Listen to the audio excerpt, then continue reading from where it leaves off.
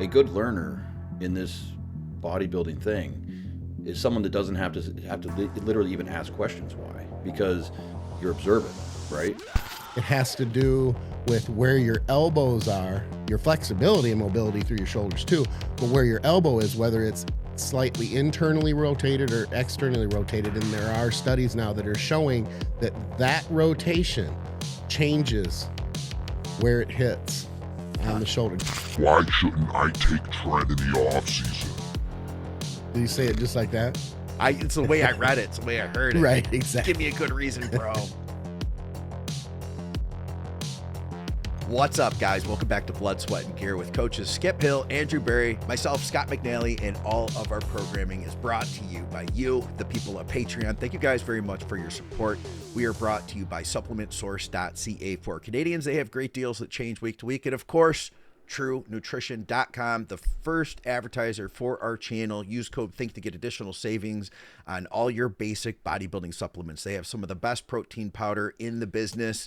You can get the Team Skip blend over there and all your basic bodybuilding stuff like creatine, intra workout. Yeah, guys, we've got a bunch of stuff. We do have a ton of listener questions. I wanted to jump straight into them. And by the way, guys, the three of us, we've been coaching for a long time. Andrew and I have both been around 15 years, and Skip's been coaching for over 20 years now. So we're here to just freely share our education with you and hopefully help you guys do better at this sport that we love. You're welcome to leave questions for us. Comment below, plus comments, likes, all that stuff. It helps to boost our programming in the algorithm. Let's jump off with this one because I love the way he worded it. Question for the next episode. Why shouldn't I take Tren in the off season? Did you say it just like that? It's the way I read it. Why shouldn't I take Tren in the off season? It's the way I heard it. Right, exactly. Give me a good reason, bro. That's what it sounded like when I read it. I'll go on record. I don't have a problem with it. No, why not? You got three do's, no don'ts. Yeah. The do's have it. The dudes have it. You know? Now, Well, let's maybe play devil's advocate. yeah. Like, why not? You know? Here's the thing. When taken at, I would say, moderate doses, I don't think Tren's any worse than any other compound for the majority of people, guys, that take it, you know? And you know, he's going to ask, okay, what's an appropriate dose then, right? A couple years ago, it was 100 milligrams a day, 50 to 100 milligrams a day. I think today you can get the same results with the lack of side effects with something like 25 milligrams a day. I said it. So I think if you're not being excessive with it and you're paying attention to the side effects and not brushing the side effects off to the wind and saying, I'm on cycle, it's worth it, you know? I think if you can be rational about it, then why not? I don't have a problem with it. And I'll be the first to admit, yeah, I program in it in guys' plans. I would I need to go on record and say that in 41 years of training, I don't know, 30 years of gear, I'm not sure. I'm a professional drug user, so there's that. Not a professional bodybuilder, but definitely a professional drug user. The only time I've gotten gyno, twice. Gyno symptoms I get, a little bit of gyno, if I'm being honest, was just this last prep. And it was directly related to the fact that I went high with the Tren dose, and I went pretty high, higher than I've ever gone before. So that made me pull back. So there's a good sign. And it was so obvious because everything else had remained constant until that. So I didn't jump in at a big dose, but I jumped in, and then I was like, oh, I'm responding really well. Kick it up just a little bit. Responded equally as well, if not better. So Mama said you don't fix what ain't broke, so I'm going to continue to mess with it.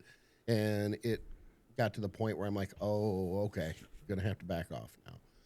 That's one sign. The other thing I think that could be argued as devil's advocate is if you're going to be using Trep, I don't know where Trep came from, but I'm going to go back and say Tren. If you're going to use Tren for your prep, that's where it came from. Then you don't really want to run Tren year-round. So if you can say, okay, I've got this gap between the time that I'm going to use the Tren in the off-season and when I'm going to use it in a cut phase or a prep, then okay, cool. But if you're not, then I remember viewers of the show, they'll know that I have this DHB Tren thing going on. Where we got a bunch of follow-up DHB questions too, by the way. Okay, cool. And I just say that they're relatively comparable in the sense that if you don't want to use Tren for whatever reason, sides, you sleep like crap, you turn into an ass, whatever, then DHB can be a nice substitution. That goes for the off season and for prep. So if you want to run Tren during prep, then I would go the other way in the off season, unless there's this bigger gap. But you could always run the Tren in the off season if there's not a gap, and you could just transition to DHB as well. So there are options there. At the end of the day, I think we all agree. 3 of us said, why not? Yeah.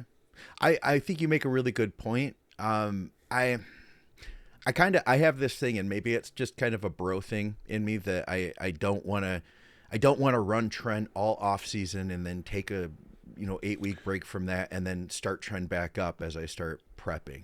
Yeah, I wouldn't wait 8 weeks either. You just switch. I mean, it depends on dosing too, like Andrew was touching on. There's a lot of variables, but I agree with you. I've worked with some people that they that's the compound that they just do best with. We've gone down the gamut. Guys that I've worked with long term, where they haven't had the greatest, like they do well with test, right? And then when we start adding in EQ, it's like there's maybe some issues. We added in some Deca, there was some issues, and we worked our way down the line into the point where, like, you know what, this Tren thing is actually working out pretty good. But I'm with you guys on controlling that dose. We used to run it a lot higher. I don't know. I'll tell you guys, the first time I ran Tren this is a long time ago now.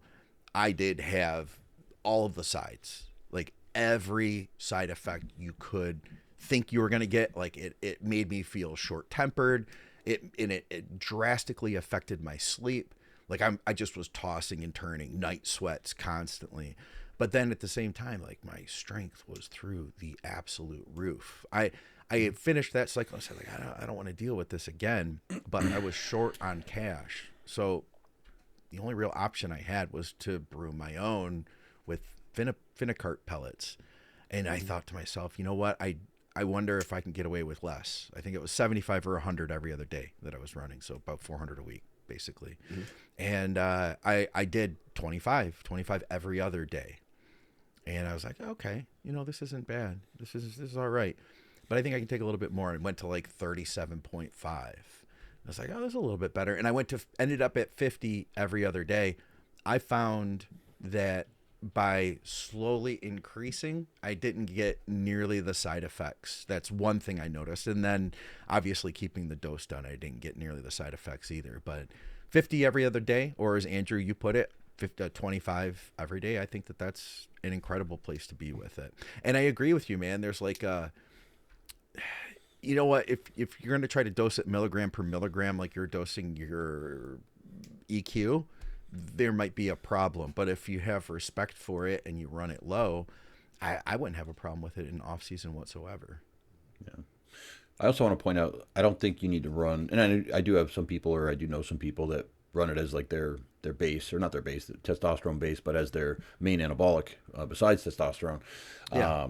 I think it can be used strategically at times, with off-season cycles. It doesn't necessarily have to be a 16, 20-week straight push, Yeah. You can utilize it maybe early on in the prep, or the cycle, I should say, the off-season cycle for 4 to 6 weeks, pull it out, put a different compound like NPP or something else in there, and then, you could then put it back in over the last, say, 4 to 6 weeks of a contest prep. And I keep saying contest prep, an off-season cycle. We know what you meant. And yeah, I know. I think I've just been talking. It's that season, and I've been talking a lot of contest stuff with clients because got people competing this weekend, next weekend, and then nationals and whatnot. So contest prep is on my mind. But yeah, no, it doesn't mean when I'm saying I fully support using it in the off season. It doesn't mean like, hey, 20 weeks of Tren, typically. Yeah. Yeah. Then we have the different trends. Yeah, there's that. There's that too. You guys ever run Tren Hex? Hate it. Yeah. Yeah, I don't like it. Yeah, I don't like it. I never used it. I just like Tren Ace. I'm not gonna lie. I like Tren Ace. And my dosing patterns that I recommend and use myself daily. So it works, Not a fan of any other Tren but acetate. Yeah. Yeah, I've used Tren with a couple people who they wanted to use Tren in an off season, and I don't mind it at a low dose. And we used it as kind of like that main additional anabolic. Now, when I say a couple people, I literally mean a couple people out of, a lot more than that. But like 200 milligrams of Tren, I feel like you can get a per week. I think you can get a good additional benefit out of that. And hey, let's face it, that's literally, if you're going to do it for 10 weeks, that's one bottle. So cost effectiveness wise, you can do a lot with that. This is an aside, but you guys probably get these questions too, especially from guys. And they're like, let's say you just throw some numbers out there like, hey, all right, throw in 20 milligrams of testosterone a day, right? That's their TRT, or that's their cruising dose, right? Okay. And they're like, okay, well, how many bottles will I need of that? Like if we're going to do that for 10 weeks. And I'm like, that's not really a coaching question. That's a simple math question. And what I'm getting at is like, I feel like with all the technology we have, it's making people take the steps out of just like figuring stuff out for themselves, you know what I'm saying? Like even like saying something like, okay, so add in, 25 grams of carbs, you can choose from rice or cream of rice. Well, how much is that? It's like, well, you got the food label of your cream of rice about. Like, do the math. You know what I mean? Just that's my gripe. That's my gripe for the day, because I'm getting a lot of those. Like, how do I calculate my peptide? It's like there's even websites that do it for you. Yeah, I run into that a lot with people who can't calculate their peptides, and I'll try to help them with it because I want to make sure that they get it right. Yeah. But yeah, with the websites are so good for that now. Yeah. I guess what I say is I'm a show a guy how to fish guy, not a give a guy a fish guy. And yeah, I think like teaching you a little bit of basic math is going to serve you more than just your contest prep cycle. Like maybe you got to measure and convert inches to centimeters when you're measuring something for your house, like be able to like transition between those. Yeah. Not good with math, but I'm really good with money, and I'm really good with dosage. Hey, growing shoulder, Skip. This one's right in your wheelhouse. Trying to build shoulders, especially for a guy with narrow clavicles. I know you've talked about that a lot, and that's been on your mind. I don't know. What are you talking about? Oh, by the way, I have my old school Gold's Gym. I got to get that in there. You know what I mean by old school, right? The logo hasn't been changed. It's not the skinny one. This is the 1980s guy. They changed it? Yeah, I don't. Yeah, they changed it. I feel like Gold's Gym. Remember when Gold's Gym was like a hallowed ground? Like, he goes to a Gold's Gym. It's like, whoa, he goes to a real gym.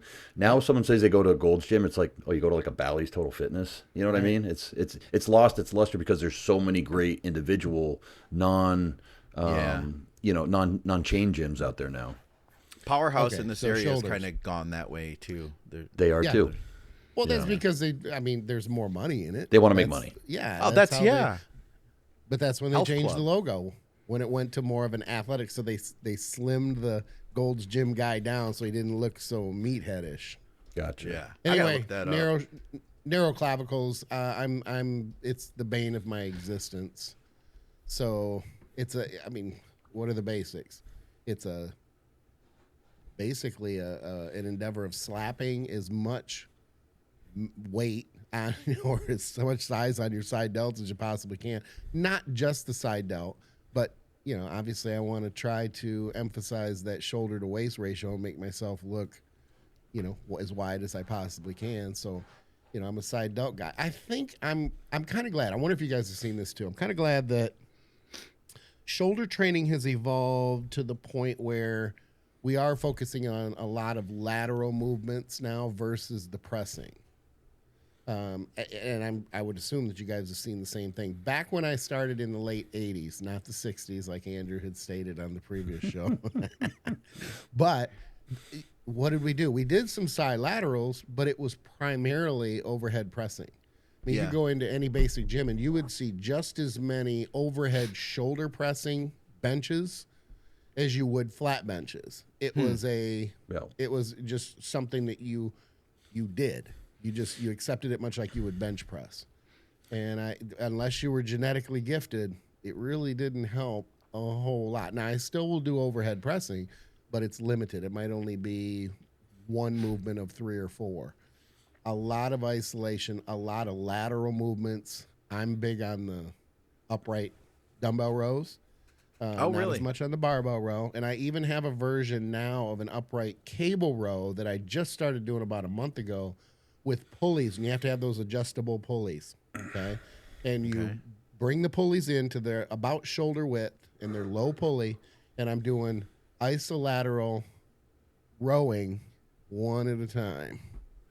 And it's on an upright nice. row? And it's not okay. crossed over. A lot of people, I like a crossover cable for a side lateral because there's continuous tension. I tried doing that with the upright row and it just didn't feel right. So I left the pulleys right under my shoulders, and it's awesome. And I do them one at a time because there's just a better range of motion versus doing them both at the same time. And you know me, I'm not going to do one side for 15 reps and then go to the other side. Not going to do it. It's an OCD thing that I have that I just don't do that. I do left, right, left, right, left, right for the whole set. Everything that if I'm going to work isolateral. So, I mean, that's kind of the crux of what I do. I think that upright rows are highly underrated from a dumbbell and cable standpoint, not as much from a barbell. But then we see people like Dorian, let me be clear, Dorian Haywood, doing upright dumbbell rows with a barbell, and it's pretty impressive. So I think it depends a lot on that person's structure as to whether you actually feel them or not. The grip position is important, whether it's shoulder width and things like that. Back in the day, you did them real narrow, and I still to this day don't understand the idea behind that. Dante, I think, was one of the first ones that kind of came out with the you got to be shoulder width or even slightly outside of the shoulder, and I thought, oh, that's pretty good. But with a barbell, I just feel, and I've got a torn labrum in my right shoulder, so I'm a little bit limited. That may be why I like dumbbells better, because I can find that groove versus being forced into that position with the barbell. But with the dumbbells, it's easier on your wrist because you can get a little bit of rotation to make it a little bit, just make it feel better, I guess. Make it fit your structure versus the barbell that kind of locks you in. Now, did you, just going back a little bit, did you also do like dumbbell presses, like some point after the barbell presses? That I or don't was it remember. one or the other? It was usually one or the other. Okay. I to this day find it kind of redundant to do Well, of course. both, yeah. But I may have. There's so many things, like the Arnold press. That was a big deal then because it was, late 80s. And even in my young age, being a teenager, I'm like, I don't know if I want that much rotation in the shoulder under resistance. I don't think that's a good idea.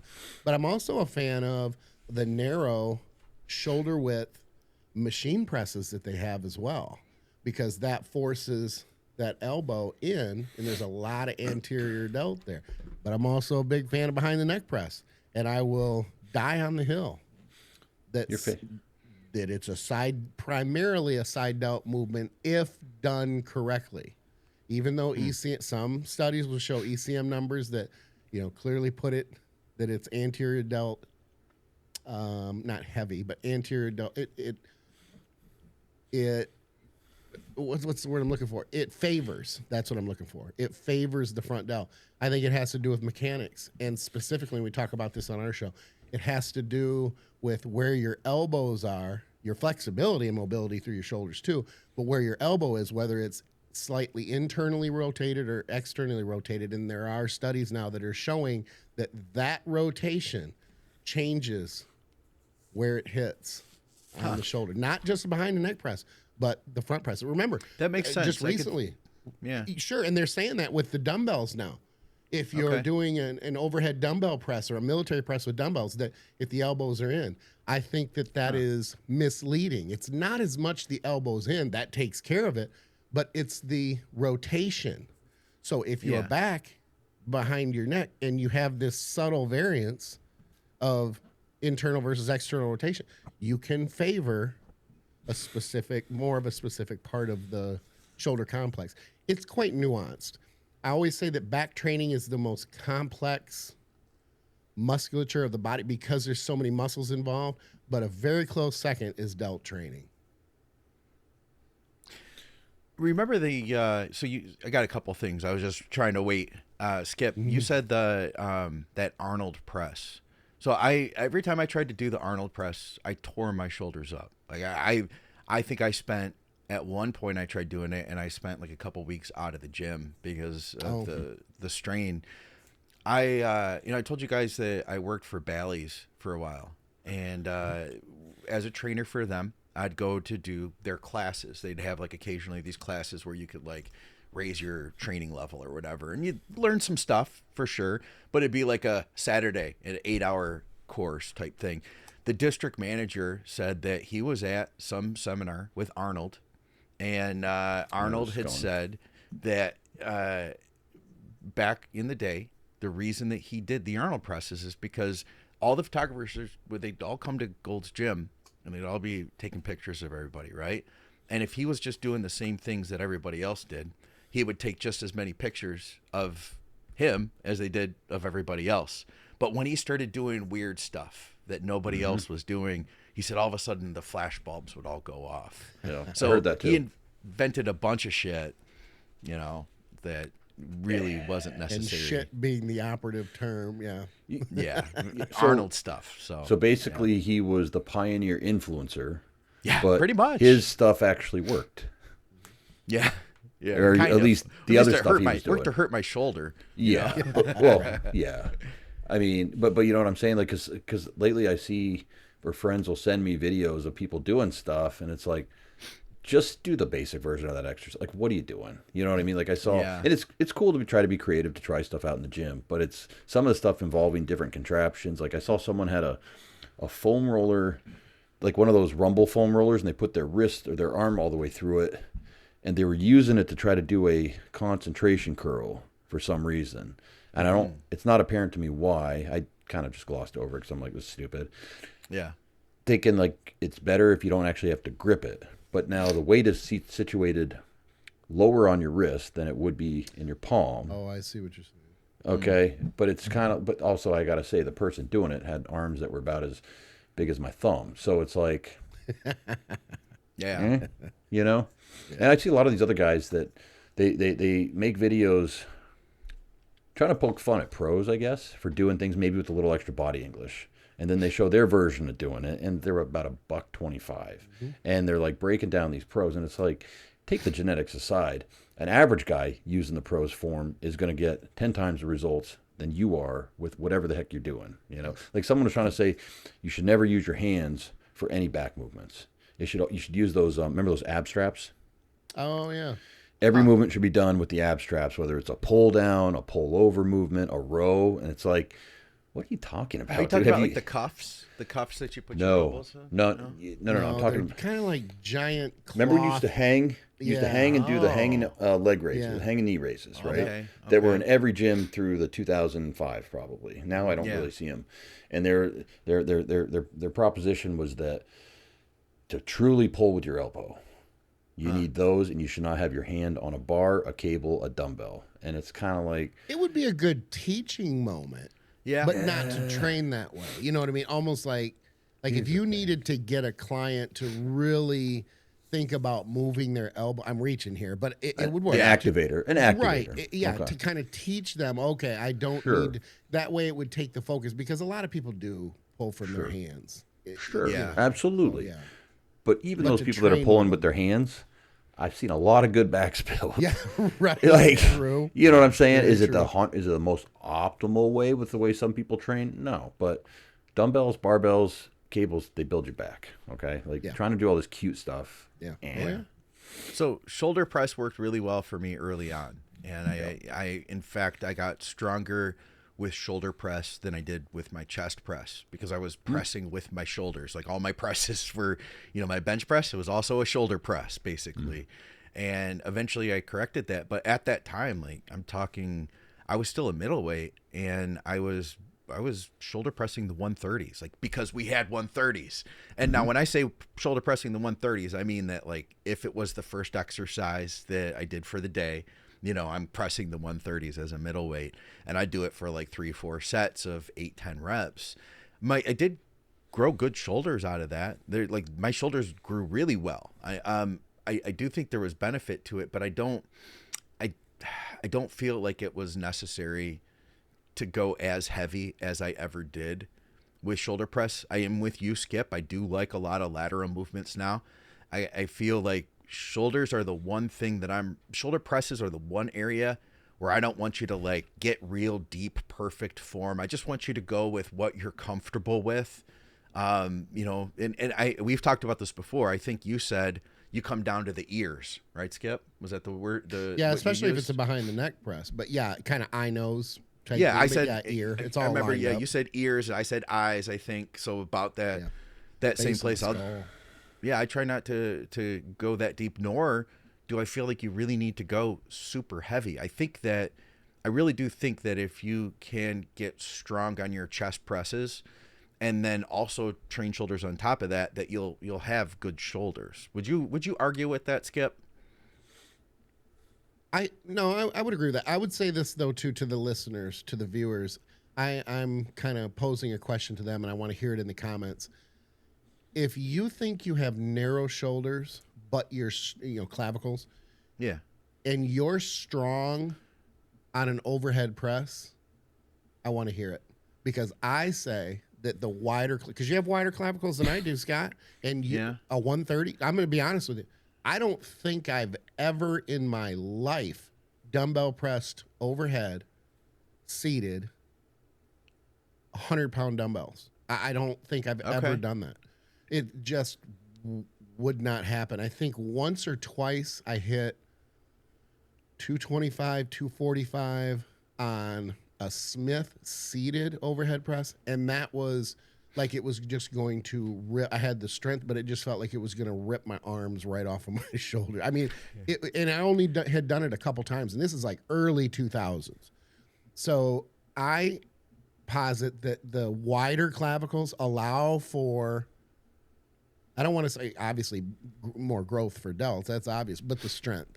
I think the narrow clavicles are limiting for a lot of people to be strong in an overhead shoulder press movement. Okay. So I'd be curious what the viewers say. I think they're going to back me up on that. 130s, that's impressive. I mean, especially when you're weak at something, you see something or hear something like that, and you go, man, that would be awesome. Oh, dude, it was like trying to get.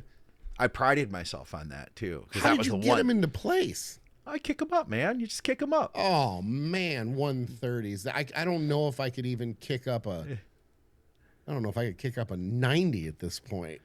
I wouldn't want to. We're not talking about today, Skip. Yeah. We're talking about joints are healthy. But and I agreed. But I mean, my numbers aren't horrible. They're not what they used to be. But they're considering my age and the amount of time and destruction that I've put into my body over the years, I think I'm still handling relatively good weights at this age without injury. But kicking something like that up, even in my prime, I just think to myself, wow. Of course, I used to not complain about how exhausting it was getting heavy dumbbells into place for flat or incline dumbbell presses. And these days, it's just exhausting. So there is that too. I don't know. We had a good question in the comments. What is the potential to build more mass, lateral raises or presses? Well, I think it depends on what part of the delt. I mean, if you're saying I need it more on, I need more side delt, or if you need more anterior delt. I know I train my anterior delts more these days than I do or did when I was younger and doing DC training and stuff like that. Primary reason was because our inclines were higher then. Okay. So we were getting a lot of anterior delt work. I mean, as soon as you get to 45 degrees on an incline, I'm sorry, the vast majority of people are getting a lot of anterior delt in there. But these days, what do?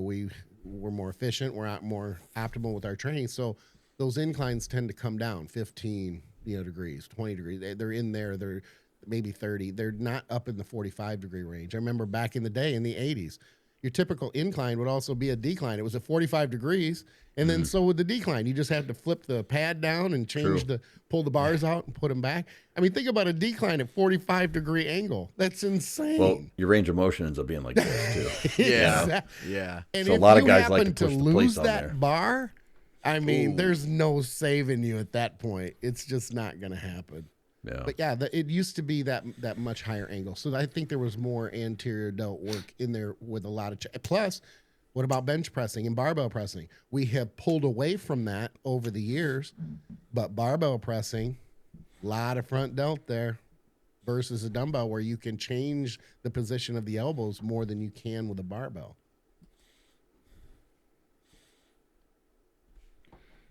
I'm going to say I think the lateral raises overall have more potential to build overall shoulder mass. I'm going to and variety, dumbbells, cables with the cuffs. I think there's a little more potential there because, well, in my experience with shoulders, I think my shoulders grew the best, and I did the strong stuff, the pressing, but I think they grew the best from hitting like do something like 5 sets of 20 reps with short rest on some type of standard lateral raise, just loading them up with blood, stretching the tissue out.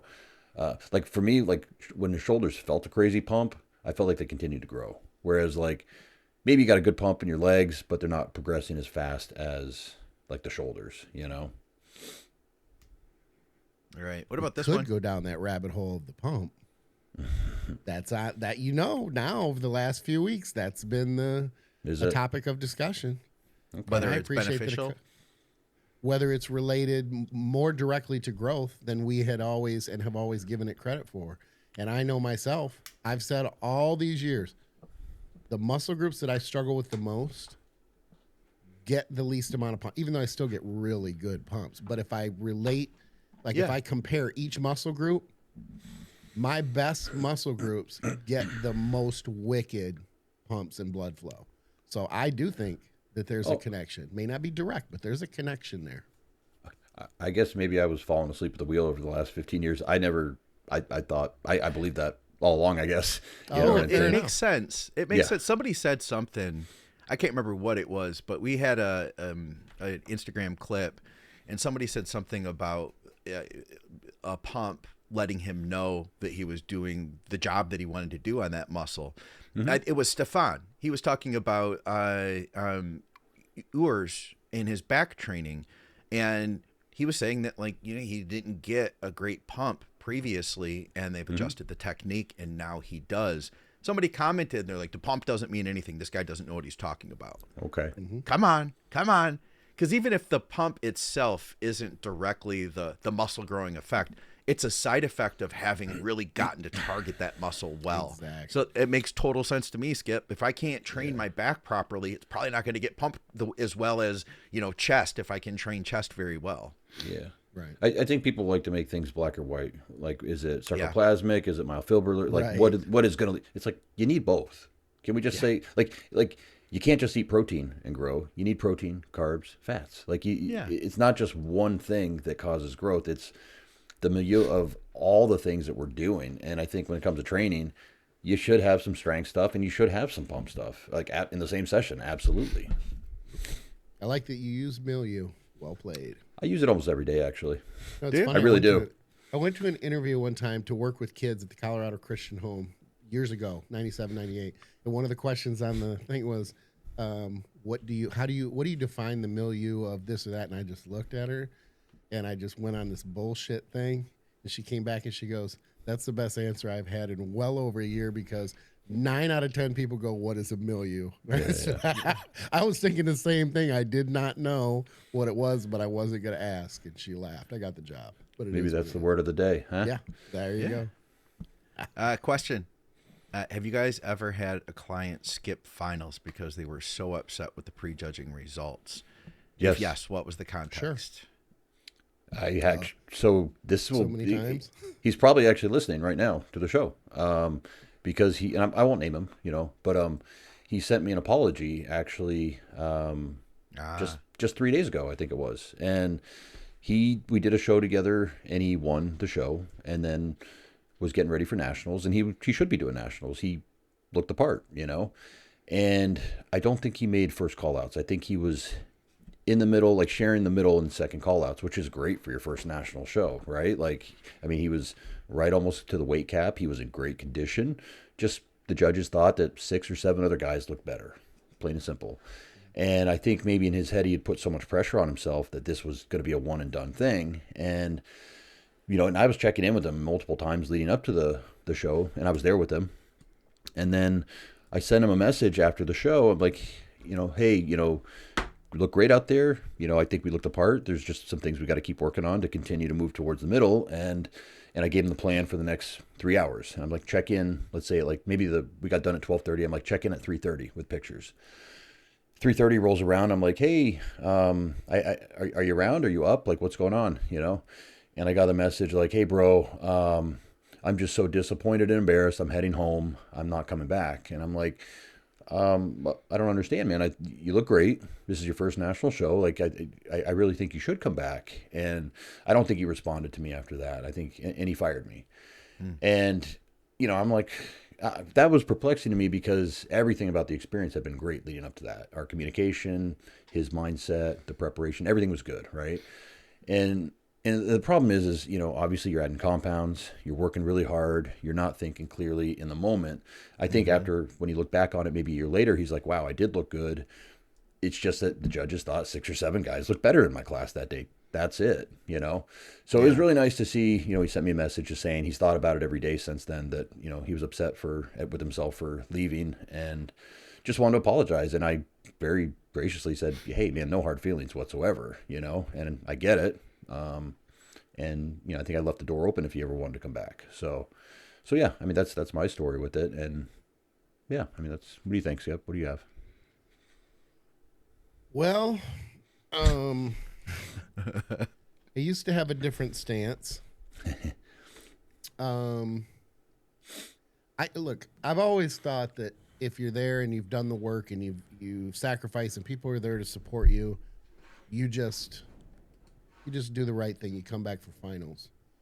You also don't want the consequences of not showing up and irritating the promoter. Or I think technically you can be disqualified from competing for a year. Here's the thing, though. They don't do that. No. That's just the reality of it. So when I went to Masters this last year, I knew I was not in the top 5. And when I stepped out of the line, looked up and down, went, well, I'll be going out to lunch with my family. I don't need to be back for finals. It could be argued that I needed to come back. Maybe I should have come back, but I don't care. And I don't mean that shitty, but I'll tell you why. All I would have done at night is come back to coming out and hitting a couple poses. It really wasn't in a terribly healthy state at that point, but whatever. Could have done it. My family would have paid ridiculous amounts for tickets, or I would have, so that they were there to see me come out and hit 2 poses. Yeah. I don't care.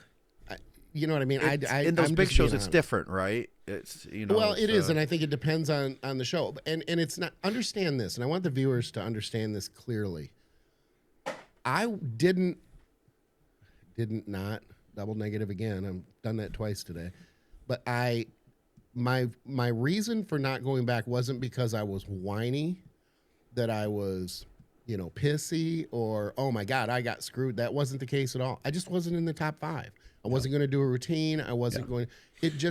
I just weighed everything and I go, you know what? This has been a long, and it is for everybody, a long mental but there were some things that I just thought, you know what?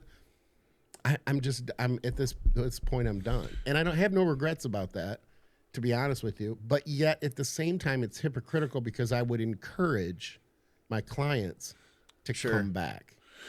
Can I add why I encourage people to come back? Yeah. Because it's not because I think, oh, you're going to get blacklisted or anything like that. Like in your situation, Skip, at a big show like Masters Nationals, the judges are probably overjoyed when there's only like 6 guys that come back at night because they're like, okay, we might get to a restaurant in time by the thing. Right. And then we got to go to bed again by midnight and be up again by 5 to start the whole process all over again because we got the females tomorrow. So so in that situation, my reasoning, okay, is like if I see something and I'm like, okay, we've been doing this, and I think there might be something we can fix to try to elicit another look. Like maybe it's a fullness thing, okay? And I'll give a prime example.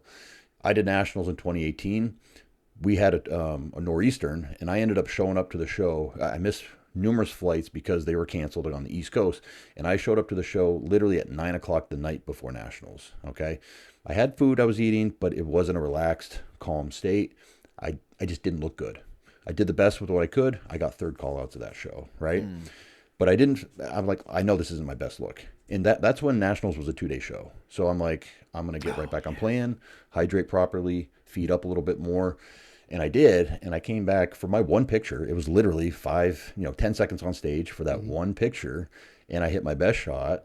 And then I sent it to the judges and got some feedback. And they're like, if you would have showed up like this yesterday, you might have been the first call out, maybe middle second. So my point is like, I went back to the drawing board, tweaked some things, and figured out what would have been a better look so I could use it next time when I show up on stage. And that's what I try to do with the clients. Like, is it a fullness thing? Were we a little flat? Or were you a little too watery? Let's dry you out. So maybe we can time our peak a little better. Right. And in defense of myself, because I agree with all that, 100%. There's a lot to learn between not only the prejudging and the finals, but even arguably into the next day. Yeah. What are you watering over? Did you water over like 2 hours after you came off stage for finals, or did you not water over until Sunday night? Did you continue to fill out when you started eating a bunch of crap? Things like that. Yeah. My defense is I'm also not climbing the ladder. Yeah. You know what I mean? If I was, back in the day, it would have never occurred to me, I'm not going to come back for finals. But, this was supposed to be my last, rodeo, which is part of the reason I almost went back out or went through the afternoon, because I thought, you know what? I'll pay for the tickets for my family to be there because this is the last time they're going to see me. But at that point, I thought, it's very possible that this might not be. I don't know if I can go out on this, on this note. So it was kind of funny because someone hit me up with this congratulatory, oh, you made the top 10. And I'm like, oh, great. And I'm like, no, I did. I'm like, so I check it. And I'm like, I think I was 10th in the division. And I just had to laugh because I'm like, well, if they were keeping track of this, they'd yank the placing, and the guy in the 11th spot would be pretty happy to make the top 10, where I'm like, yeah, F this. So, and again, it wasn't because I was pissed. I was over it at that point, and I didn't, I didn't put the package up there that I knew that I could, and coming back was going to cost a lot of money for people that I didn't want to impact that way. For the audience, too, anybody who doesn't know, with the state level shows, no matter what, you get to pose. So if you are going to compete, and you only pose once. I've had people asking me lately, like, hey, I'm doing Masters and Open and Novice. Are they going to have me pose 3 times? No, you only pose 1 time. But if you're at a big show, if you go to Nationals, it's only the top guys that get to pose. So when Skip says he's only coming out to hit a shot, it's literally like, and here's Skip Hill, 523. And you come out and you hit your shot, they take a picture, and then you walk off. And that's literally all you get. Yeah. Right. The other thing too, like I think in your situation, Skip, which is a little different, because you also mentioned like you're not on the come up. Like this isn't like, like you're in the twilight of your getting on stage career, right? Yeah. And you also probably knew that there weren't many things that you could change that day. Like from the feedback you were giving me about, like, say, midsection distension or that kind of stuff, you're not going to magically solve that in 6 hours, 4 hours, and walk on stage and then be like, oh shoot, we made a mistake. We need to rejudge this guy from 10th back into the final call out. Like. That rarely happens at Masters level. I mean, it rarely happens at the national level that they'll do a rejudge, and it never has happened in my experience in all the national Masters shows I've ever been to. So I get your reasoning. I really do. And it wasn't 6th or 7th; it was 10th. So it wasn't going to be like magically I was going to go from 10th to being in the top the top 5. So it is what it is. But again, I'm like you, Andrew, and I think Scott, you do the same thing. I encourage my clients to enjoy the experience. The people have come out to support you and stuff. I think it was 9 tickets I would have had to, purchase. I say I had to purchase. I didn't need to, but I'm not going to put that on my kids who came in from Milwaukee and everything else. And trust me, they were just as excited to, rib me about getting my ass kicked. In good faith. We have a weird dynamic in our family where we are funny like that and we jab at each other. The things I talk about with my wife, some people go, oh my goodness, I can't believe you make those jokes about your wife. She does the same thing. It's a dynamic that we understand. It's called healthy. In our family. Exactly. It really is. And if people don't think so, it's our healthy. So, the other thing is that people don't understand is that your whole trip expense was a business expense. So there's that too. So going to the baseball game the next day, like, Yeah. Exactly. So, entertaining clients. Yep. So I sent you guys over this one on text. And I'm not going to read the whole thing, but basically the gist is that we have a prominent influencer coach who's gone on record saying to not blast and cruise. And his position is that he takes a certain level of gear, the lowest effective dose, and you stay on that long term as blood markers show that you're healthy. Then once you hit a plateau, he may increase a compound by 10 or 20%. So, for instance, this guy is 6'3", 275. Deca is at 6.5% body fat. And in the past, he used to do, blasting crews, gram and a half a gear, a bunch of GH, and he'd hit that hard for, 12 weeks.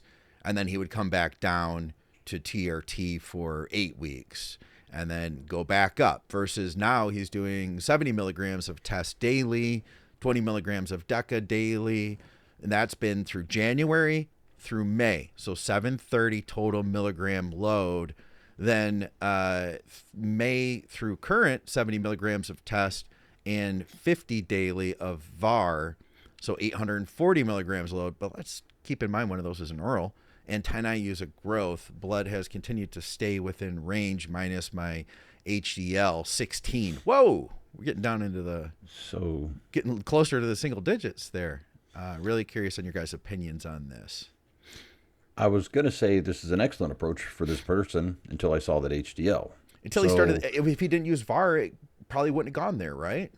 Maybe not. It'd be interesting to see. So he's using the VAR every single day for this whole stretch. Okay. So, I mean, I think this is kind of what a lot of us older guys do, in a sense. Yeah. And I think it all depends on the time you are in your life and your training age in terms of what you're trying to do. Do I think this approach would work for the guest we had on the last show in terms of him maximizing his potential and reaching the pro stage in the next year and then having a pro career for the next 5 to 10 years after that? I don't think so, but I do think for guys that want to stay as TRT plus and healthy as possible at the same time, minus the Anavar, Scott pointed out, yeah, I think this is a great approach. If your labs are telling you, then why am I going to sit here and dispute you and say that's wrong? Yeah. I'm in the same camp. It's one of the reasons that I ran a 3.5-year cycle back in the day. And I know that gets a lot of attention. People are like, oh my God, that's so crazy.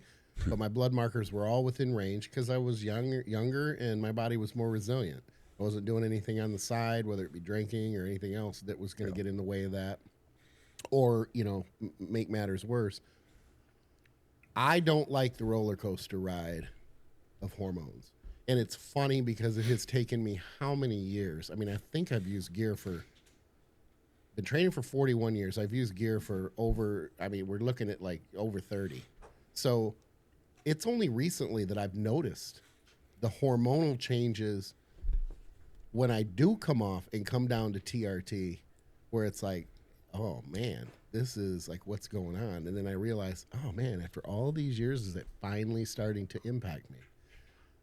I like everything to be on an even keel. I think that the body works better that way because it's not this constant up and down. Remember, when testosterone levels go up or down, estrogen goes up and down. We have everything plays, all these hormones, this cascade of hormones, is all synergistic and is trying to constantly keep everything in this balance or homeostasis. And it's harder to do when you're riding that roller coaster ride. The HDL, the only thing I would say is this, and I wonder what you guys think. I don't think having a low HDL for short periods of time is all that detrimental. Obviously, it adds up over the years. So if I've been using gear for 30 years or 30 plus years, and I go 4 or 5 months out of the year where my HDL is crashing and the rest of the year it's not, obviously that's probably not going to be as healthy in the long term as if I were not crashing or my HDL wasn't in the shitter for those 4 or 5 months.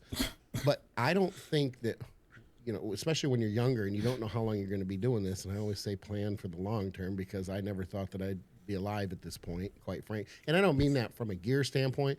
I'm talking about the naivety of when I was younger, 50, it just was incomprehensible. I just couldn't believe that I would have any type of life. I thought I'd be drooling on myself in a nursing home or something. So you're close, right? You're close to that. Getting there. Yeah, getting there. But I think that those short-term lower HDLs are not as alarming to me as they are to a lot of people or other people. So it just depends. If you're going to do that for 8-9 months out of the year, that's different.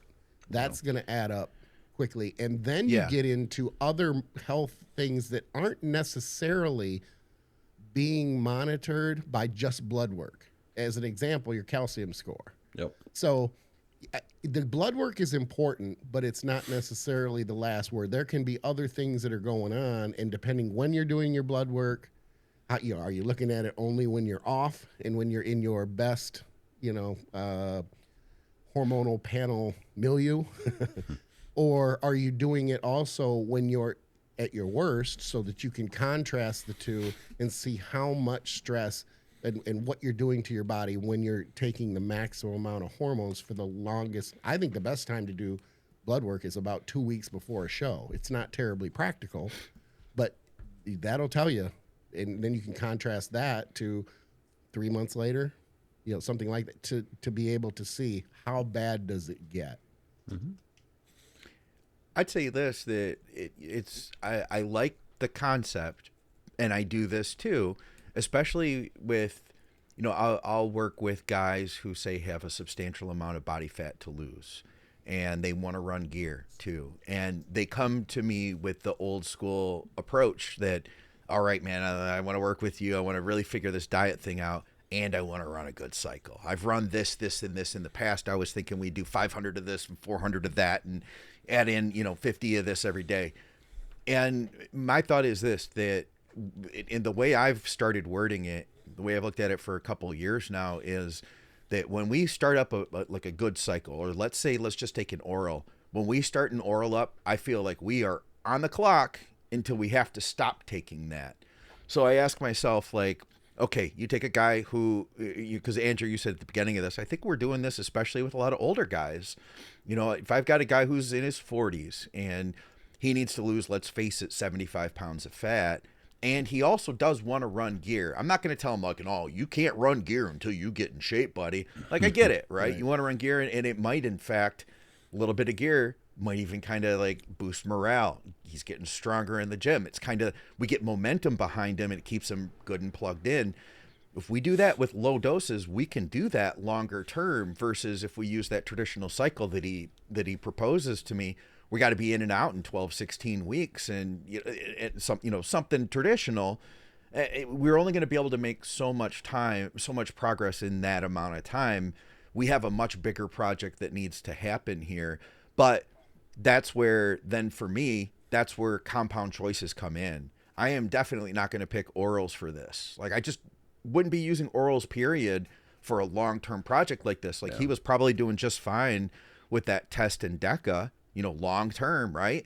But I'm not going to put somebody on VAR long-term, because I know what's going to happen. If I did use it, it may be at the very end of something, or intermittently. Maybe we're using an oral just on specific training days, or for periods of time on and off, but it's not going to be the mainstay anabolic driver through this portion of the year. That'd be my thought on it. But I don't think it's crazy talk by any means. No. I want to know who the influencer is. I do too. Curious as well. Yeah. Maybe it's better that we don't know, and then we give our opinions without bias. But we did. We did give our opinions. So now I want to know who, if you're in the comments, type in who the influencer is. Or I guess that's his coach. Yeah. I mean, if it's working for you, whenever something's working and someone, you can't do that. It's well, if it's working, it's working, that's my general thing, and it's you guys are familiar with the term, people don't have ideas have people, Mm-hmm. It's if it's a good idea, more and more people are going to have them over time as they see, the data, as they see what's happening in our sport, and they're going to gravitate towards those good ideas. So I don't have a problem with this at all. All right. Hey, guys, I want to see your opinions on self-coaching. I coach myself for my first bodybuilding show, placed in the middle, definitely manipulated my water too low, and almost tried to reinvent the wheel during my peak week. But my question is, I'm obsessed with self-improvement, and I want to figure out what works best for my body, and just hate relying upon other people. Can I do well at the sport, or do I need to just suck it up and get a coach? Yes and no. Yeah, I mean, exactly. So you can still self-discover while working with a coach. If the coach is making moves, you can learn without even asking questions, just mentally taking notes and writing. You have the file from the coach. This is what we're doing. And then you can make a self-assessment. Did this prep work? Did this strategy work? And kind of glean from that. And then maybe you work with a different coach that does things a little differently, maybe completely differently. You can learn from that coach too. I think a lot of coaches work with a lot of coaches early on in their careers, and then they learn a lot of different techniques, methods, whatnot. And then that's what is the kind of the foundation of their coaching, right? There's a lot that just take their coach's plan, maybe change a few details, and then ship it out to other people. We've all seen those. I don't know if you guys have ever gotten your own plan sent back to you from someone that was inquiring. I have. And I like write literally certain things in very unique ways. And I when got see a spreadsheet. I got one of my spreadsheets, with just the name change, and I'm like, and I have not that it's like some proprietary material, but like, adds the macros and it just spits out everything. And I'm like, where'd you get this? And they're like, wait, why? And I'm like, no, where'd you get this? And it turned out it was one of my old clients that was coaching them before. But I don't get mad about it. I kind of laugh about it because you made it to me anyway, But in terms of self-coaching, if you want to take probably a longer way to get to your best, do it yourself. But I think it's incumbent on you, if you want to get your fastest results in bodybuilding, you should probably hire a good coach with a good reputation, a good track record of bringing people in shape regularly. I think you're going to learn fastest that way. I think you're going to solve two birds or kill two birds with one stone that way. And then maybe you can go off on your own after that. Yeah, I don't have too much to add to that. You pretty much hit 99% of what I think. I think, though, too, and this is speaking for myself from my own experience, I always had this bizarre level of pride that all these years I never worked with any. Arguably, it does take longer. Thankfully, I've been doing it so long that there weren't any coaches when I first started anyway, so I didn't really have that option. And when I say I haven't worked with anybody, it doesn't mean that I haven't learned, from people. Just in interacting, even us doing the podcast together as long as we have, or PED, or people that I looked up to when I was a teenager and learned from them just by asking them questions in the gym and things like that. Certainly have learned a lot from a lot of people. Zilla is, arguably, even though he wasn't my coach because I never paid him, he probably was the most not probably, but he was the most influential person to me. Because without him, I don't think I would have ended up where I am today, and I wouldn't have gotten started coaching people and things like that. It was far less likely, I guess is the better way to put it. So you can definitely save a lot of time. A lot of time. I mean, that's what are you paying for? You're paying for the experience and the knowledge that you don't have, and you're paying well for it usually. So if you're not, you need to question that. It's typically, not always, but typically people are getting what they're worth. So if you're paying well, you should be getting a lot of experience and a lot of knowledge, and that's time. That saves you time, and time, as cliche as it sounds, is money. You just gotta get older before you figure that out. And you only have so much time to make progress. So the more progress you can make now, and that's the way I looked at coaching from the start, was I'm going to try this on. I'm going to see what happens. And I'm going to then see how that applies to me. He's going to throw ideas at me that I wouldn't have thought of. And I'm going to learn more about myself. I think sometimes too, people come to me, and I'm sure you guys hear this too, like, oh, I really want to learn from you. And I am probably guilty of over explaining things, why we're doing the things we do and the way we do it. But at the same time, there is an element of like, nothing was ever explained to me. Nobody ever told me like, this is why we're going to do what we're going to do with the water, Scott. It was just do this with the water, Scott. And I listened, and guess what? I learned from it. Because that's, to me, it's not the education doesn't come from me telling you, oh, well, did you know that when we split these two atoms that there's hydrogen molecule? Like, that's not what works. That's not learning. Learning is, for me at least, the way I learn is by doing and then seeing the results. So I didn't have to have somebody tell me when I was coached, like, here's the reasons why we're doing it. I just followed the directions, and then I saw the reasons why. I think that there's something to that, Well, no, 100% to piggyback off that. A good learner in this bodybuilding thing is someone that doesn't have to literally even ask questions. Why? Because you're observant, right? Then unless you just have a shit coach that is just blowing you off. But if you got a good coach that has a good record, right, and they're making moves, it's incumbent on you, I think, because as coaches, we're not trying to train you to become the next us to go out there and take all of our clients away, right? Like yeah, we want to help people, but it's like you're paying me for a service, and I'm definitely going to educate you along the way if you are someone that observes and then thinks about it yourself. That's every topic on not just bodybuilding. That's how I learned is you don't need to like put it out there for me on a piece of paper. Show me what we're doing and then let me go and think about it. If I have a crazy question, I'll ask you, but like, you know what I mean? Like show me what we're doing and it's on me to think about, okay, so this is the state I'm in. This is why he's having me do this. It's either this or that. Okay. You know what I mean? Yeah, like Ron and Dusty are both great coaches. And, they can really get people in awesome shape. I've seen both of them do it countless times. They learned a lot from Chris Aceto.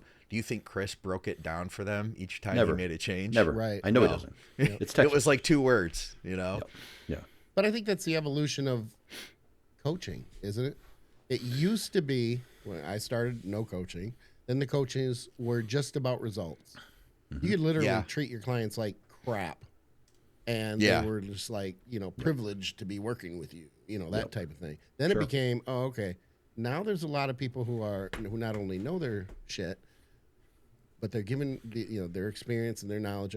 So then it becomes this thing where, and I changed my approach on it early on, thankfully, was you're paying for results, but you're paying equally, or it should be equally as important that you're able to translate and I don't want to say hand off, but for lack of a better way to explain it, your experience and your knowledge. And I think that allows you as a coach to charge higher fees for that reason. Of course. So I think that's where, as I've said before, the giant sea of turds got larger, it has allowed, instead of, so-and-so is taking clients from me that I could potentially have, it allows those fees to go up for the people who are going above and beyond the results. There's a lot of people who can get results. I mean, there's a lot of people who are good at it who aren't known. Being able to explain to your client while you're doing it, that education side of thing, I think creates better compliance too. You're going to get somebody on board. Sure. And it also weeds out those people like Andrew was talking about who literally will steal information. We've all had it happen, from Meadows to Andrew, and it's happened to me. It happened to you, Scott, I'm sure. So it weeds those trainers out a little bit because they're not going to be able to answer those questions. Yeah, and I've always told my clients, if you ask a question about why I'm asking you to do something and I can't answer it, you need to run in the other direction. Not just with me, but any other coach, because that just says you can't back up what you're... Well, let me give one caveat to that. Sometimes people are like, wait, why are we doing this? And I'll say, I don't know. I want to see what happens. There are those times where you just want to see the response. Yes. Yeah, I want to see what the response is, right? Whether it's adding food when you think the move would be to pull food, or you know what I'm saying? So it's really, because to me, coaching is reading and reacting. What is your body telling me right now? What are some of the appropriate moves we need to make to continue moving forward with whatever the goal is? But I don't think, Andrew, I'm being funny when I say this and argue rhetorical, but I don't think you're telling your clients, if they ask you 20 questions, 19 and a half of the times you're going, because my gut says, this is, just do it. That type of thing. Versus the coach that just simply says that over and over. Trust the process, or something like that. The biggest thing I hear is when people say the trust the process thing, and like someone has literally stayed the same fucking pound, same weight, lost the same pound, gained the same pound for like 10 weeks, and they're like, trust the process. And it's like, yeah, my show's 3 weeks away. I look the same as I did. And I feel bad for those people. It's like, you're a good client. You're a great client because you did trust the process, but you got bamboozled by someone. And I'll be honest, dude, sometimes you got to have these conversations with people where you're like, hey, your body's not responding. We've literally tried X, Y, and Z and every other thing we can do. Your body's not responding right now. I really don't think it's a me thing. I think it's your body's just telling us it's not time to do this right now. So we need to lower stress, probably detox your liver, regroup, and then we're going to try this again in 4 or 5 months. But and it's the worst. It's the hardest thing to have to tell someone that has their sights set on a particular show, right? But I'll be very honest. And any coach that does this that says they never have to pull people out of prep, you're full of shit. Yeah. Okay, because those clients leave you before you actually tell them the truth. Yeah. Okay. But a big pet peeve I have right now is I'm seeing all these mentorship programs, and some of them are good. So I'm not going to say they're all shit. Sure. But I'm seeing some of these mentorship programs where just any Joe Blow who hasn't even competed in a contest yet can sign up with a coach because they think the coaching platform looks really cool, and they think that that's a career I want to do, right? And they sign up with a coach, a mentoring coach, and they pay them $1,000 a month to teach them everything you know. And they're teaching them a lot of textbook stuff. But the said coach who's teaching that doesn't have pro cards. They don't even have 10 class wins, okay, for themselves or their clients. So to me, it's like there's a little fake in it before you make it in this industry, but sometimes it just goes too far. And I got to call out the hypocrisy. It's just crazy. Yeah. All right, let's rapid fire through some stuff. We do have a bunch of them. We'll see if we can get through these quickly. With movement towards Nandrolone for bulking, since DHTs are gone, what's the best way to dose it? I've seen recommendations of having test higher than NPP or Deca. I've seen arguments that low test TRT dosing even with high Deca as the primary anabolic is better for side effects perspective. I'm going to first say disagree more than 100% on that last statement. I don't know. What do you guys with TRT test and high Deca? Oh, with Deca running higher than test and lower side effects. I know there are outliers, but I just completely disagree with that. Well, yeah, I mean, it's a lot healthier if you're not getting your labs done. And I do also feel like it's a Middle Eastern thing. I feel like any guy I've had from the Middle East, they're 200 tests, very high on the nandrolones, like not to a T, but very frequently I've seen that. You know, guys from Iran or from those areas that have reached out for coaching over the years. So guys over there don't like sex, apparently. I don't know. I'm not going to go there. But no, but I mean, why not just do like a test EQ NPP and have a nice off season, grow, eat food, and save what little mast or primobolan you have for your contest prep. Yeah. Well, he's just saying, how do you dose Deca with test or NPP with test? Like, would you go higher test generally? Oh, Okay. Yeah. That was the question. Yeah, I think everyone's freaking out about Masteron and Primobolan, but I don't think it's going to have as bad of an effect as everyone's thinking. You know what I mean? Agreed. Agreed. I think I'm not saying it's a big to do about nothing. I just don't think it's as big a to do about nothing. So. All right. I would say generally, if I had somebody running, I would run higher tests. I would say, maybe if I'm running 400 tests, maybe 300 NPP would be good with me. I'd try that, see how that goes. I'd go a little higher in the test personally. No, I'm saying like if I had a guy who was running 400 tests, like that's where he's at. Like, hey, I want to run test. I don't want to run a lot. I want to run 400. Then I would run it at 400, 300, and I'd try that. And if it didn't work, then I would ask him, hey, let's bump the test. Do you think are you saying that you think that you would want a larger amount of test though to offset the NPP? Is that what you're saying? Or you just want more test period? Or lower Nandrolone? I would, or lower Nandrolone. Yeah, that's what I'm saying. Okay. And again, we're not ratio guys, but it's not like a 2-to-1 or a 2.5 to 1. But there's just something in my brain that says if you're running 400 tests, 300 NPP, I think you're going to be telling me your dick doesn't work. I think you're going to be saying, like, you're going to be complaining, basically. I would, and I'm going where you're going, Andrew. You don't want to lock into that black and white ratio, but I would take a 2-to-1. Something like that. Oh, 2-to-1, I'd be good with that. Or at least close to that. Closer to that. 1,600, 1,500, in there somewhere. But even if what if he says I only want to take 400 tests still? That's 200, right. 250. Okay, that's where I'm at. I'd be good with that. It's not much different. Yeah. I mean, we're talking about 250 instead of 300. I just want to disagree with Scott. You know what I mean? I think 200 is different than 300, though. I mean, it's 66%, right? There you go. So you're dropping 33% of one drug. Yep. If we had issues, then I'd just say, hey, let's increase the test a little bit. Yeah. You know. Yeah. What do you guys think of Dave Palumbo's Roid tests? Mixed results. I think, well, it's caught some D-ball that was labeled as Anavar for a girl once because I tested it personally for her with her kit. But then it also said that like 3 other things were D-ball, and I knew for a fact they weren't because they were Januszek tested. So there's that. Yeah. I don't like them. I don't have the experience to be able to comment on it. I've used them a couple times, and I just feel like there's a subjective nature to trying to read these colors. Yes. Is this brown, or is this brown green, or is it brown Or green brown yellow? Yep. Yeah. You're And so it's right like- about that.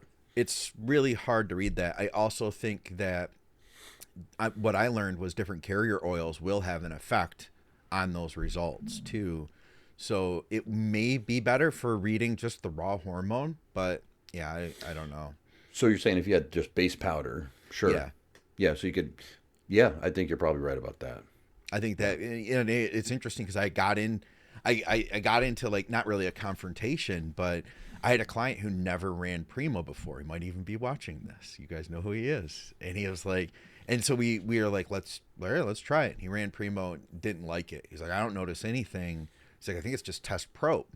And I was the guy, I knew where he got it from, and I'm very confident in this source, to the point where then I'm talking to the source, and then I get Primo from the source, and I run it, got everything I would have expected from Primo. But when we Roid tested it, it was hard to tell. It Yeah. came out like looking foggy. And Inconclusive. Yeah. Yeah. All right, what else do we have here? Question for the next episode: what do you think about mixing 2 esters of the same compound, like making your own blend? For example, test SIP with Prop, skip, or Deca with NPP.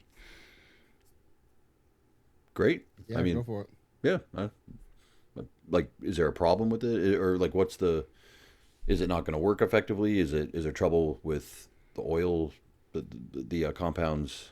Is he thinking the esters are going to mix and become a different ester or something? I think he's saying, is there any benefit to running it that way versus benefit. just running? Oh, okay. Yeah. Like what do you guys think sure. about it? Yeah, testosterone, sure, absolutely. Yeah. I mean, especially if you're someone that's not going to dose it, daily or every other day, there's absolutely some benefits to running something like a Sustanon blend. Mm-hmm. Yeah, I'm a big fan of the SIP Pro. I think that's probably why you touched on that when you read Yeah. the question. Yeah. Yeah. But not a fan of Sustanon. Yeah. DHB, low dose sub Q to deal with PIP. Any experiences? No. I feel like that would hurt worse, honestly. Yeah, I was gonna say Yeah. if you're getting pipped from an IM injection, I don't think you're gonna be enjoying the sub Q injection. Right. Oh, I had an injection issue yesterday worth talking about, and actually, Yeah. if you want, I'll send you a picture real quick. It's interesting as all hell. I took a shot of Mott C, and this is a bottle I had mixed up, and I'd taken like maybe 3 weeks off of it, and I took it before going to the gym yesterday, and within 30 seconds, I felt this heat rush going up my midsection, and I pulled my shirt up, and it's turning red in front of me and raising. The skin's raising. So let me send you the picture right now. It's pretty wild. Like, I don't know if the picture even does it justice, but I showed it to my training partner. She's like, "What is that?" What's it doing today? It was gone within 10. It was gone within an hour and a half. It didn't bruise or anything. No, but no, it wasn't bruising. Like the skin raised like probably 5 to 10 millimeters. No, it can't be 10 Get this on the millimeters. show here. Probably 2 to 3 millimeters from the surface of the dermal layer and hardened. And You look lean, by the way. It's a like so- lean belly button you got there. We're starting. We're. I mean, I always stay like fairly lean, but yeah, I started doing cardio again the other day. Nice. Yeah, it doesn't look There good. you go. No, No. so No, that does not look like it's supposed to. right, like, do you see how it's raised, like the edges, and it was obviously an allergic reaction. Yeah. But the craziest thing is I'd been using this bottle, and maybe, like I said, I took 2 weeks off of it. Because I think I told you guys I've been experiencing tachycardia out of the blue, and maybe I didn't tell you. So I went mention through. Okay, so I went through and I pulled anything I was taking out because I wanted to start from base 0, and I was still having it. So I'm like, okay, it's not this, it's not that. How long was everything out for? I think maybe 3 weeks. So okay, so good chunk of time. Like long enough to, like on the thing, like Motzi, I pulled Slew out, I pulled methylene blue, I pulled anything that could even remotely be causing that. I'm not saying it did, just anything that maybe there's some inconclusive research on, or maybe we don't know about this side effect yet. I pulled anything that was experimental that I was doing out, and so I'm still experiencing it. So it's kind of weird. And here's the thing: a solution, did it? Oh, the compound, Motzi. No, I mean it's still mixed perfectly. I'm gonna throw the bottle away, but honestly. Maybe some air got in there and it reacted with the stabilizing agent, or I don't know, but it's a bottle I'd used 20 times or 15 times, no issues before. Yeah. Really should start looking at liver values if you're running DHB over 20 milligrams a day. I really am getting tired of every time we talk about DHB, somebody starts oh man, inflammation. I've seen multiple people now that have not had high inflammation, nor have they had high liver values, who have done very well with DHB. I really think that whole inflammation thing is highly overstated. And it's just like internet YouTube dogma now that somebody must say it if something comes up because there was a video done on it saying that it happens. So they're in the know. Yeah. Know what I mean? Yeah, exactly. So I'm with you too. I'm not seeing that in people's labs. That like no different than any other standard PED cycle. Yeah. Nope. Yeah. Are there any AAS that increase immune system? No. Yes. LL37. LL37. Oh, okay. Traditional steroids would suppress the immune system in general. Correct. Yeah. Yes. Oh, I'm sorry. Did you say AAS? Yeah. I'm sorry. I thought just PEDs, peptide, all that stuff. My brain was, but no, you're right. As far as I know, traditional PEDs or traditional AAS, anabolic steroids, will be immunosuppressive. But I don't know about LL37. What's that? It's a peptide. But hold on. I wish I saw this question beforehand. I would have dove into the research, because I save probably like you guys, I have 1,000 research studies saved in my bookmarks. Yeah. I feel like I saw one, and of course it could be one out of the 50 that they did on Anavar. I thought I saw one on Anavar. Oh, okay. For being immunoprotective, but I'd tell you what, it wouldn't be the first thing I'd go to. Of course not. For immune system health, I would think there's a lot of other directions. We talked about vitamin D on one of the last episodes. That's a huge one. I'd start there. And I'd look at, there's some great health supplements that really could benefit you. Glutathione could be really good. But vitamin D is the number one place in that. When I was talking about the high dosing, that's a major booster. You guys want to know about the LL37? I'm pulling my notes up on it. Yeah, tell us about it. I'm listening. Referred to as human antimicrobial peptide, plays a role in the immune system. Let's see. It has broad spectrum antimicrobial activity against bacteria, viruses, and fungi by disrupting mitochondrial membranes, similar to how antibiotics work, degrading the membrane. Helps prevent infection at barrier sites like skins, lungs, gut, urinary tract. And then in terms of immune system activation, it's an immunomodulator. So it recruits immune cells like chemotaxis of neutrophils, monocytes, T cells, mast cells, and enhances phagocytosis, which is where basically they come in, they engulf the pathogens with macrophages to do the cleanup. Okay. So talking cellular level type stuff. And then it also stimulates angiogenesis, so new blood vessel growth, which leads to wound and tissue repair. Let me see if I got anything else in here. Binds and neutralizes lipopolysaccharides from gram-negative bacteria, preventing sepsis-like inflammation. So I've used it with some people with compromised immune systems, with, I would say, arguably some positive results. Put it this way: if you have a deficiency you have a high infection risk for like your skins, your lungs, your digestive system. But if you have really high levels of it, because you don't want to go too high on it, chronic inflammation, autoimmune, you can have some autoimmune issues or stimulate autoimmune disease if you're prone to them. But yeah. Would you rather fight 3 current age Skip Hills or 1 prime age Dave Crosland? Dave was kind of crazy. He told me some stories. He said he's like, I never was the hardest puncher, but boy, could I take a hit. He looks like it. He said he's a big dude. He's like yeah, but it looks like it twice just the kind of size. bounces off him, you know? Yeah. Yeah. He said that But- like somebody picked up one of those, it was a big ashtray at a bar, and it just clobbered him over the head with it, and he just turned around and picked the guy up by his neck and pounded him. Okay, then the answer is fight 3 of me. I think you'll be safe. Yeah, but Don't here's be an the Uber thing. driver. If you're an Here's Uber the thing. driver, don't show up near where I live. When you got 3 Skips, you got 3 pew-pews. When you got Dave over in UK, you got Oh nothing. yeah, So he's got That's none. a good point too. You could outrun Dave. Just run from Dave. Yeah. just keep running around him. It's a 380. I have to pistol whip you, but he was 400 pounds. He was 400 pounds, right? And his heaviest. He's Yeah. big too. I mean, Just you have trip to him. run and jump. Well, I would. Andrew wouldn't. I have to run and jump on a springboard to be able to try to get to his head. Nah, dude, I'd put everything I have at that knee. I'd put everything I have at that knee. Injure his knee, bring him to his knees, Right. and then go to town on him. I mean, that's how you're going to beat a giant like that, right?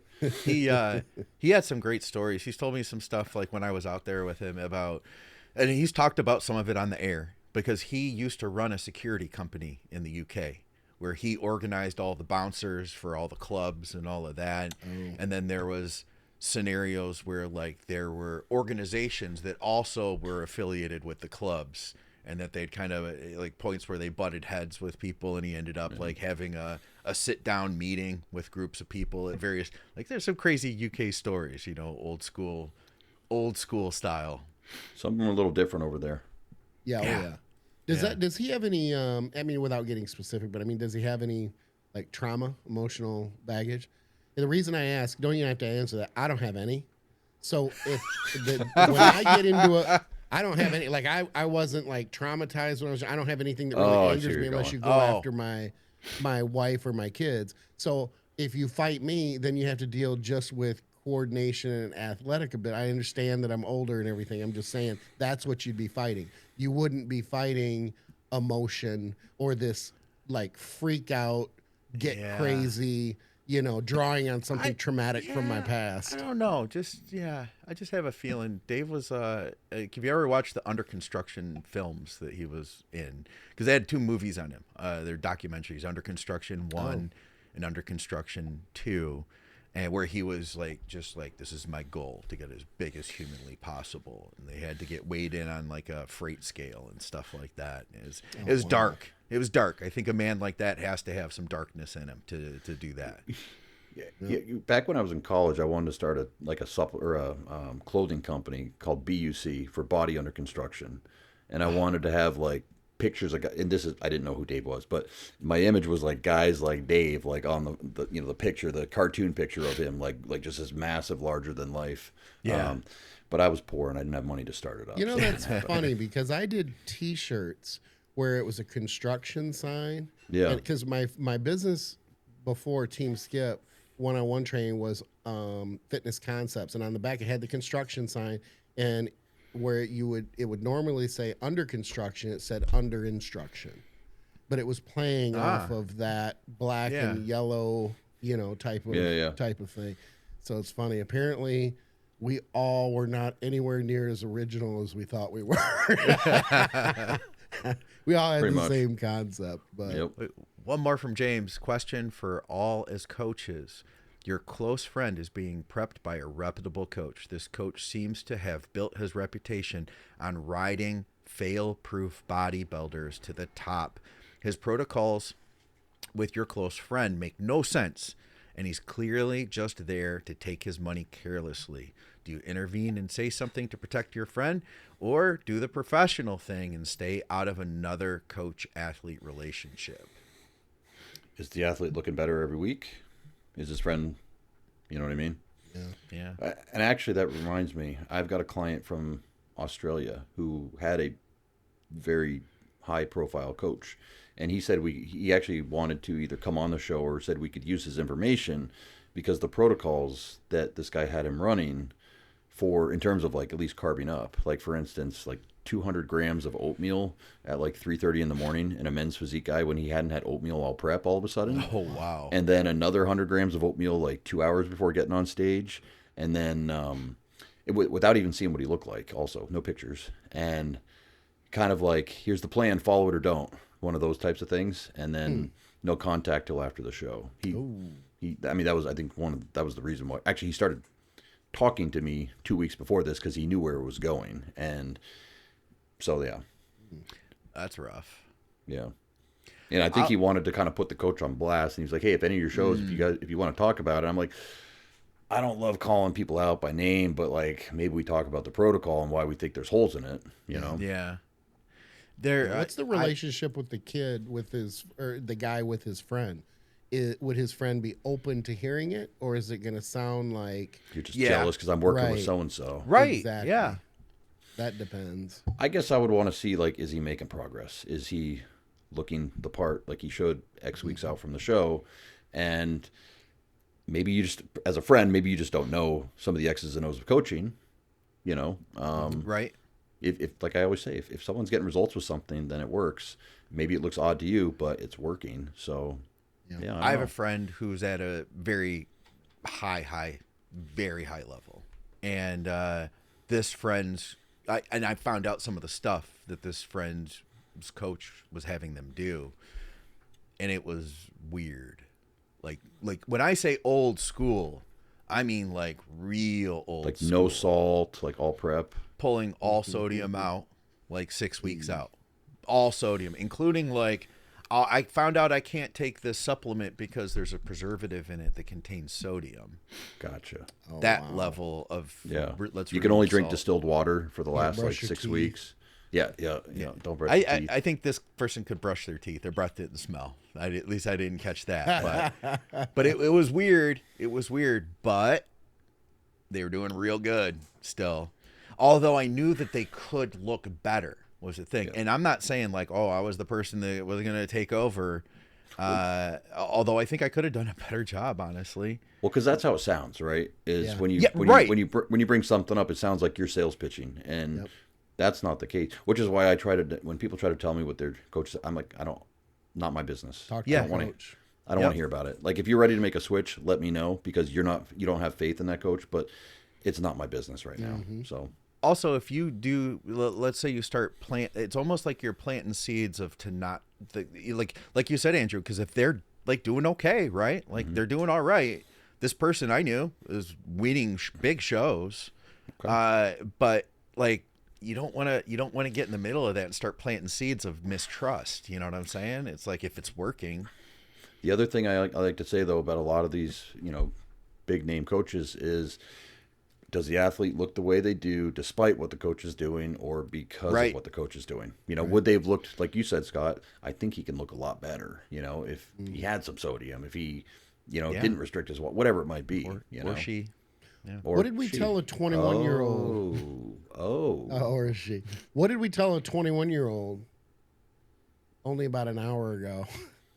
Not let people in your ear. Yeah, out of your ear. You know what I mean? Yeah, but people are coming to him because here's the thing: he's going to get DMs from a lot of coaches that are in my circle, like in terms of people I know, right? That they do some shady shit. They get into people's DMs like, "Yo, bro, like I'll coach you for free. I'll get you a kid a GH a month. Like, let me coach you." They'll do that kind of shit. Okay, to me that's just horrible. And actually, it's funny because I'm thinking of somebody that would do that. Chris Tuttle told me a story about how this very coach did that to him with a client 7 years ago. Offered him a kid a GH. I'll coach you for free. We'll get you pro card, etc. He was telling me about somebody else who was trying to poach one of his clients recently. He was upset about it, and we were talking about some people that even I was kind of surprised. It was like, oh, I thought that dude was all right. I think a lot of the viewers would be surprised at the seedy cool shit we had him that on the goes show. on. But yeah, behind the scenes, I think people would be very surprised at the things that we know and the stories that we have that we really The things that Skip says, we're not on the air, are we? We're not live, are we? Yeah, we're not live, are we? After I'm halfway through saying what I'm going to say. And here's the thing, too. I'll say this, just one other thing on that topic is that, so when I first started coaching and I would see somebody that maybe wasn't looking as good as I would want them to look, I would be a lot faster to say something. But guess what? I was freaking dumb because I didn't have nearly the maybe not even coaching. I should even say, like, when I was first bodybuilding and having an idea of what to do, somebody else say that was in the gym that had a coach and they're working on a program and they're competing in the same show I am, and they tell me like, oh, we're doing this, and and I look at him like, man, that guy's not nearly as lean as he should be.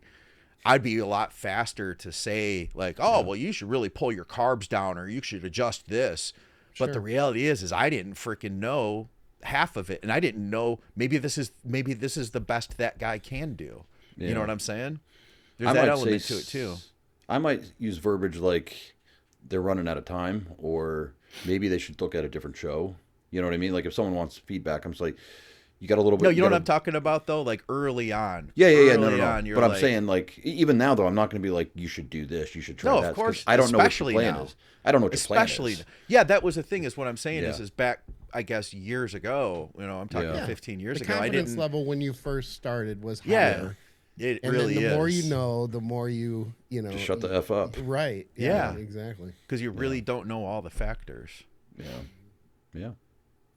Same thing with anybody who comes to one of your clients, and they're, it's like you guys are doing the best you can. Somebody else is like, oh, really? Skip should have you doing this instead. Right. Yep. Oh well. Anyway, we appreciate you guys being here. Thanks for tuning in. Go to bodyberry.com. Reach out to Andrew for coaching. Go to teamskip.com. Skip, what was your word of the day, by the way? I don't know. I don't even think What was it, Andrew? Milieu. We used milieu earlier. Milieu, that's right. And what does milieu mean? It's essentially your current environment, or everything that goes into. I should have pulled it up. Yeah. It's Everything this is a horrible way to explain it, right? But it's like you're making a solution of something. You're making a coffee. Yeah. And you've got coffee with water. You put some creamer. You put some sugar. And in that milieu, you have 3 different ingredients, right? Yeah. And in the sense of like bodybuilding, it's like, well, in the hormonal milieu of your bloodstream, you have GH working, you have insulin working, complex. You have aldosterone, I mean, that's not the definition. I'm trying to use examples. Gets kind of close too. So Purview? I don't know that word. Purview, yeah. It's funny because I've heard it a lot. I'm watching Blue Bloods. I don't know if you guys have seen. I don't know how I missed this show to begin with, but anyway, I'm in season 13, and they use this word a handful of times, and it's not a common word, but it has its parallels too. Milieu, when I worked with the kids, was that environment that the kids were in. So everything that was going on in that particular, say, kids' cottage, was that milieu, or the milieu of Miller Cottage. So. And hit me up, McNallyDiets@gmail.com. Check out TrueNutrition.com. Use our code ThinkSupplementSource.ca for our Canadians. And thank you to everybody from Patreon. Guys, leave us questions for the next show, And if you're new here, if you've been watching this long, then definitely you should really be subscribed and ring the bell and hit the hype button. There's a hype button now. All right, guys, we'll see ya. Nice.